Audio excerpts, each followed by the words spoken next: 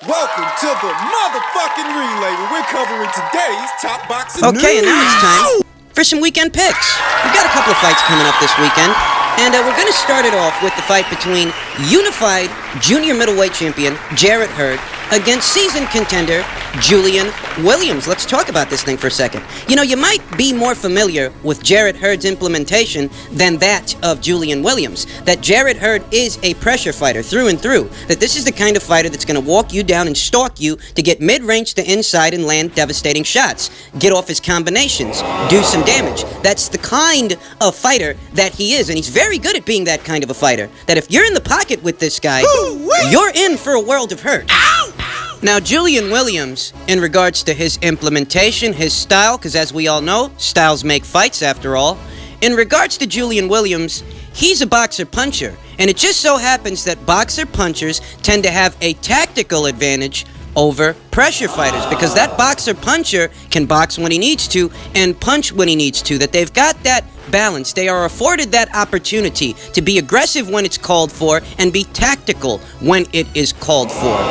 So what that communicates is that even though Julian Williams has taken a professional loss at the hands of one of the Charlo brothers, that he was knocked out in that fight, what that essentially communicates is he shouldn't be written off as easy work. That he shouldn't be completely written off or categorized as a picnic, a walk in the park, the kind of a guy that Jarrett Hurd is just going to walk right through, walk all over. I don't think it's going to be that simple. Not for Jarrett Hurd. I will say that I have Jarrett Hurd winning this fight, but I feel like Julian Williams is going to have moments of success. It's just that overall, I don't trust the physicality of Julian Williams. That stylistically, he's got the right style for the job, but physically, I don't think he's adept to the task, and here's why.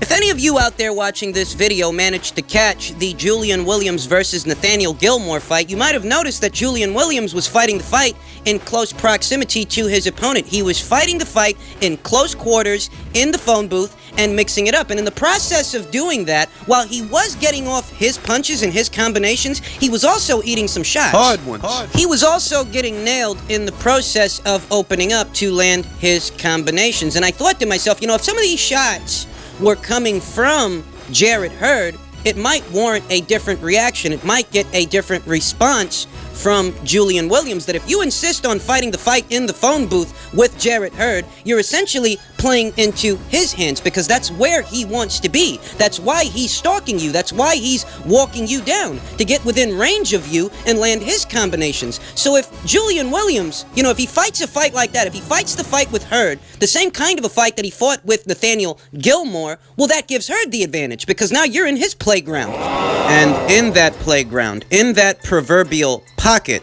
as it were, I don't feel that Julian Williams exhibits the necessary head movement and upper body movement, the necessary angles to get off his combinations without getting clipped, without something hard getting through for Jarrett Hurd. That maybe, Julian Williams' aggression will result in some back and forth action, to where Jarrett Hurd, he gets in a high guard as Julian Williams lets off his combinations, runs out of steam, thereby opening the door for Jarrett Hurd to dispense offense of his own. That in a situation where you got two guys who may be fighting a fight within close proximity of each other, a question of durability is then presented as a result of that. That, okay, if that's the kind of fight that this might turn out to be, then which one of these two guys is the more durable guy? Which one of these guys is more adept to weathering the storm? Which one of these guys is more capable? That if something gets through for Hurd and something gets through for Williams, if a hard shot gets through for the both of yous, which one is more capable of dealing with that shot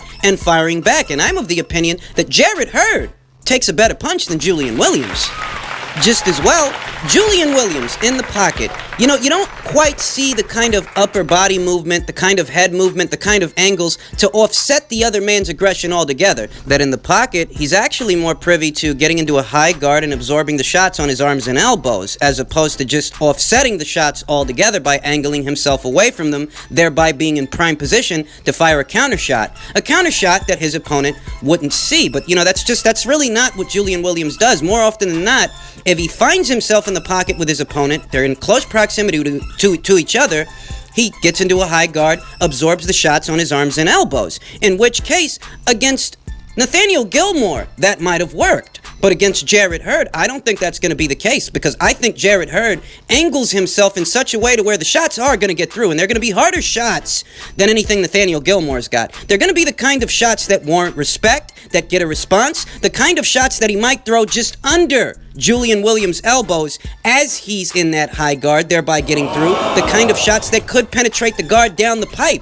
You know, Jarrett Hurd's the taller guy in the fight. He's the taller guy out of the two guys. So you imagine a taller fighter, you're in the phone booth with what is a taller fighter who can fire a devastating uppercut that can split the guard right down the middle, and because he's taller than you are, he can really drive that punch. He can really turn his hip into it. Put something on it. And do a lot of damage relatively quickly. I trust Jarrett Hurd more in the pocket than Julian Williams. They're both capable of fighting there. They're both capable of delivering good shots there. But I trust Jarrett Hurd's durability and the overall concussive power that he packs. I trust him more in the pocket than Julian. I'd say that out of the two fighters in a fight, Julian Williams appears to throw the snappier punches of the two guys, that he might have a slight speed advantage over Jarrett Hurd. But in spite of that speed advantage, the punches themselves aren't very compact. They're not short, tight, compact shots to where something can't get through. And that was evident in the Jamal Charlo fight when Julian Williams fought him. When Julian Williams got put down, he was in the process of stringing together punches, and he got clipped. He got caught with a right uppercut that he didn't see. So in spite of Julian maybe being the faster fighter in this fight, the punches themselves are not so compact to where something can't get through. Even though they're fast. And it just so happens that Jarrett Hurd, he doesn't need an added bit of space for the shot to be a knockout shot. Jarrett Hurd packs the kind of power to where the punch doesn't have to travel very far to hurt you. It doesn't have to travel very far. It doesn't need the wind-up for the punch itself to be a power shot. So if you're playing this guy close to the chest and you're stringing together combinations because of your slight speed advantage, there's still a chance that he can nail you. And there's a good chance that when he does, you're not going to be able to take it. You might not. The aesthetic of the fight that I envision is an aesthetic to where there's back and forth action round by round. It may be a situation to where at times, maybe Jarrett Hurd looks like he's being outworked. Maybe he might go out there and look a bit limited. Maybe he struggles a bit with Julian, because Julian does just so happen to have a stylistic advantage. So maybe Jarrett struggles a bit. But in the pocket, where the fight is likely to be fought, in the pocket, I trust the durability, size, and punching power of Jarrett Hurd more than I trust the speed and combinations of Julian Williams, because while he might have those things working for him, I don't trust his punch resistance. I don't trust his physicality in a situation where the fists are flying and something might get through. So I'm going with Jarrett Hurd by way of knockout or technical knockout late into this fight. I think it's going to take some work.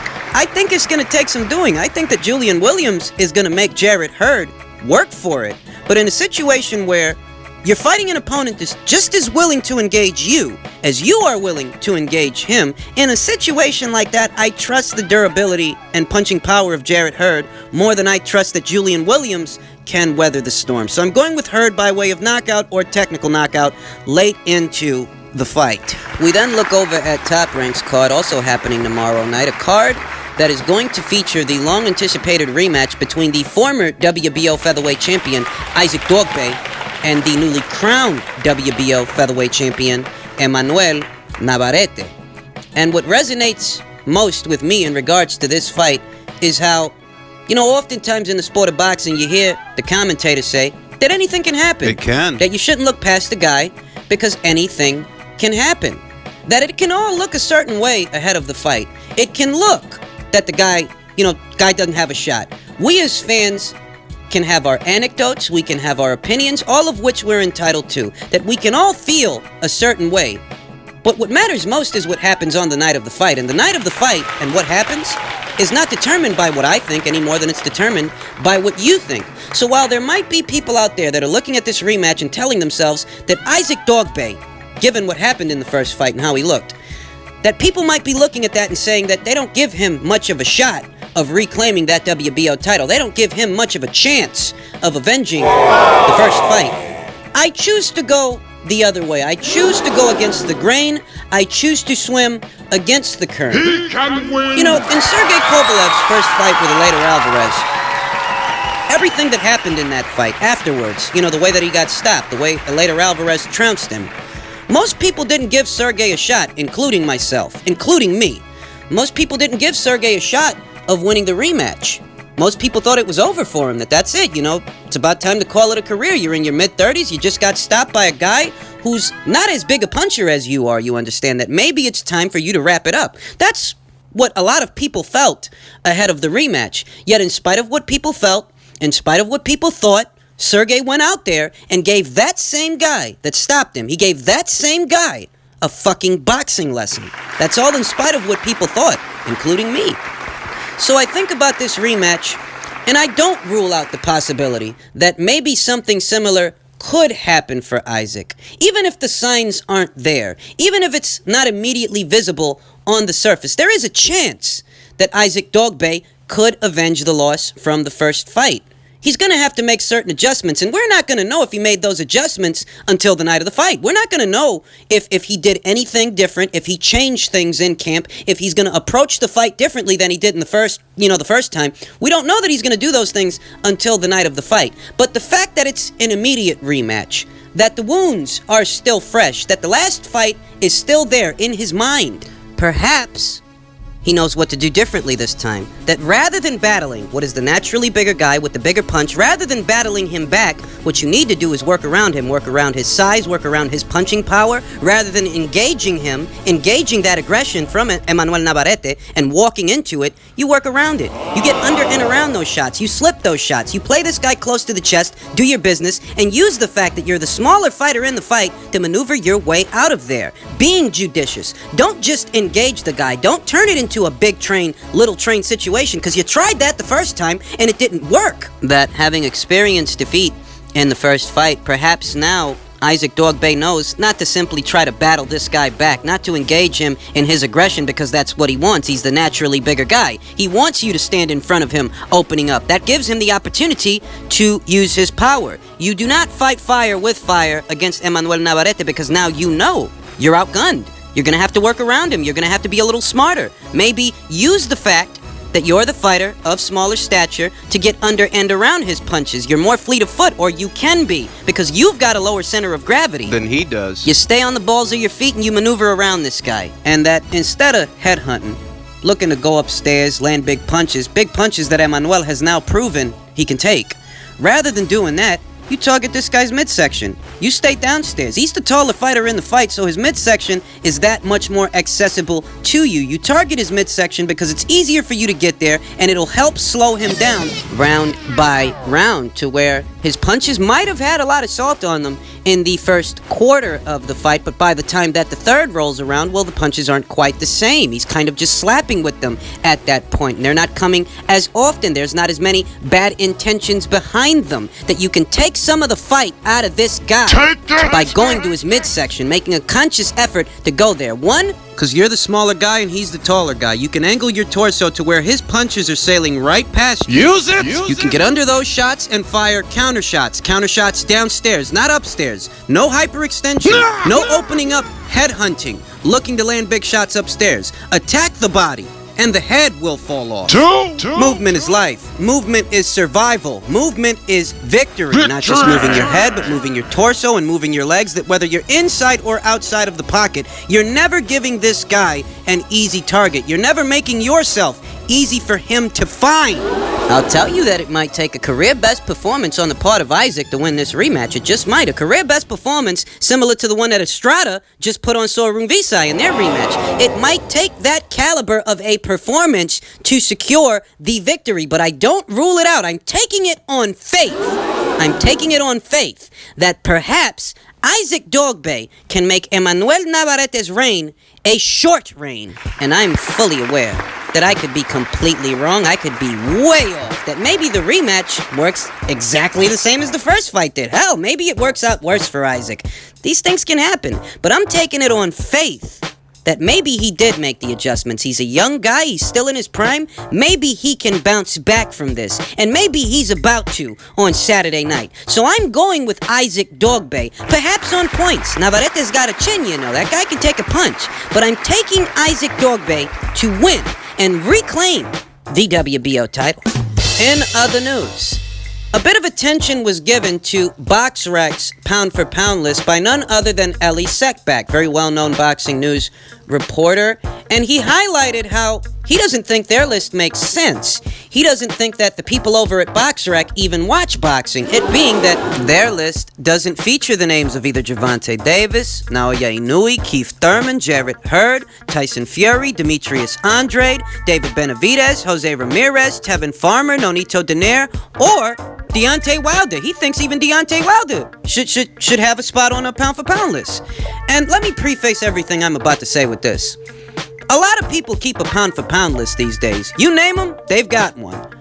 And while the names in each one of these different lists that people keep might be different depending on who you ask, while it may vary from person to person, the intention of the list overall remains the same. You're attempting to rate these fighters on the premise of skill, whether you're aware of it or not, because if you're not rating them on that premise, then it's not a pound-for-pound list.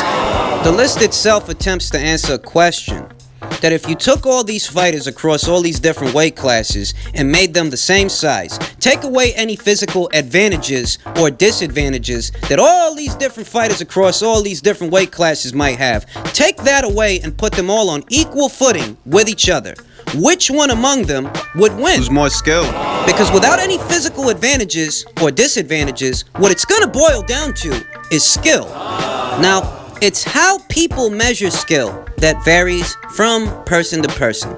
Different people measure the skill of these fighters in different ways. You got guys out there that they'll measure a fighter's skill on the premise of what they like to call an eye test. They'll look at a fighter in action and make the determination that that fighter is exhibiting pound-for-pound elite qualities, pound-for-pound skills based on their quote-unquote eye test. The eye test itself seems more anecdotal. It seems more like an opinion. To be little more than an opinion that one guy might have, because you might have 2 to 3 guys looking at the same fighter in action, and those 2 to 3 guys might not have the same opinion that one guy has. Some people make their assessment of a fighter's skill based on little more than an eye test, whereas what Boxrec attempts to do is an applied algorithm, a point system, to where whoever piles up the most points ends up at the top of the list. I'll say that Boxrec's list can't really contradict itself because it's a set system. It's not necessarily opinion-based, it's point-based. But what it lacks is context, and that's why, at least for me, the list doesn't make a lot of sense. But I'll tell you that Issac is throwing stones in a glass house, because where he might not think that Boxrec's list makes sense, well, I don't think that he makes sense when he says that Gervonta Davis should be ranked as a pound-for-pound fighter. I don't know if he will be in the future based on something that he goes on to do, but as it stands today, well, he hasn't done anything to be ranked as a pound-for-pound fighter. So this goes back to the initial conversation. It all boils down to what school of thought you abide by. Opinion-based, point-based, or fact-based. But whatever your list is based on, that's entirely up to you.